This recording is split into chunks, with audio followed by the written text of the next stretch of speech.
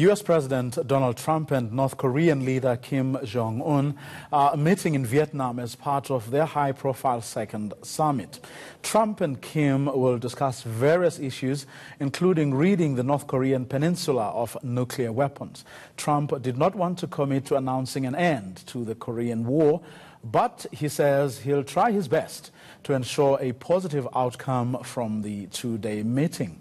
Our correspondent in Washington, Daniel Rangers, will joins us now to discuss this. Good evening, Daniel. Thanks very much for your time. Before we get to what's on the agenda now and how the two parties hope to approach it all, take us back a step or two.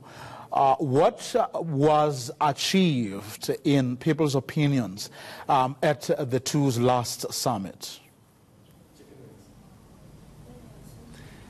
It's a very good question, and there is no easy answer to that. There was some understanding that they would work towards denuclearization, but the Trump administration, we've asked them, what does it mean to the North Koreans' denuclearization, and they haven't really answered. And that goes to the heart of the matter, because one man's denuclearization is another man's not doing very much. And so we suspect that there is a difference in opinion over that, and that the narrowing of the opinion over what constitutes denuclearization on the North Korean peninsula is going to be a major challenge. What they have, we know, been able to achieve is a certain level of personal, warmth or character, and that's what Donald Trump has focused on in his initial meeting. Now, Kim's nuclear abilities are the very reason a Donald Trump, has to sit down and have a conversation with him. How easily do people really think, or does Donald Trump think that he will be able to win him over?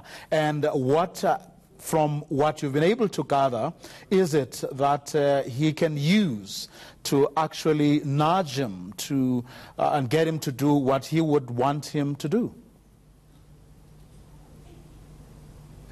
I see it more of a dance, in a sense, or a theoretical dance that could take place. And the reason I say it's a bit of a dance is because, on the one hand, it's clear what the Americans want. They want a complete, verified, irreversible denuclearization.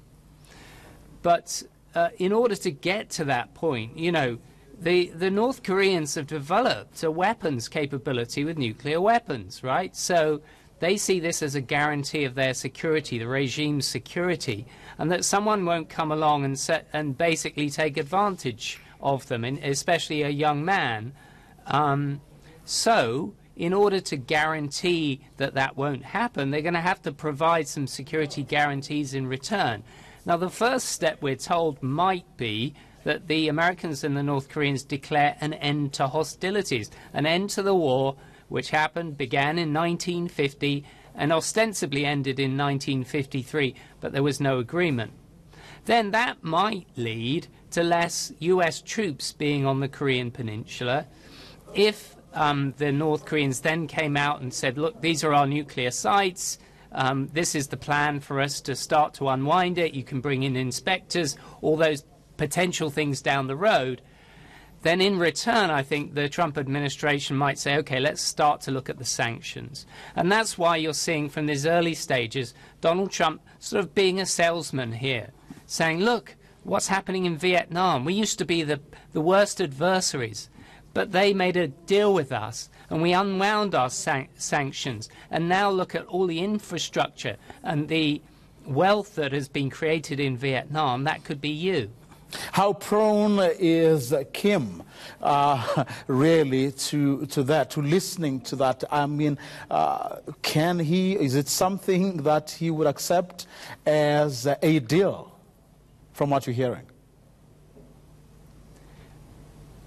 Well, look, this is a man who murdered his own uncle because he disagreed with the strategy to do with the international engagement issue. This is a man who we think may have poisoned his own brother in an airport. And so this is also a man who has access to nuclear weapons. So in the first instance, I think there's some rationale to saying, okay, let's develop a relationship with this person. Donald Trump has this ability to sort of, have a warm relationship with people who some other presidents might not have been able to, or felt politically that they could.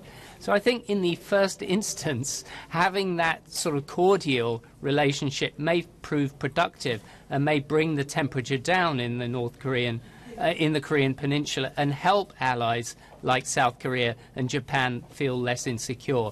But I think going too far along the road, I think would be raising expectations too high. So at the moment, the Trump administration is saying, well, there's a freeze on development. For now, that's enough. Daniel, let's leave it there for now. He is our U.S. correspondent based in Washington. Time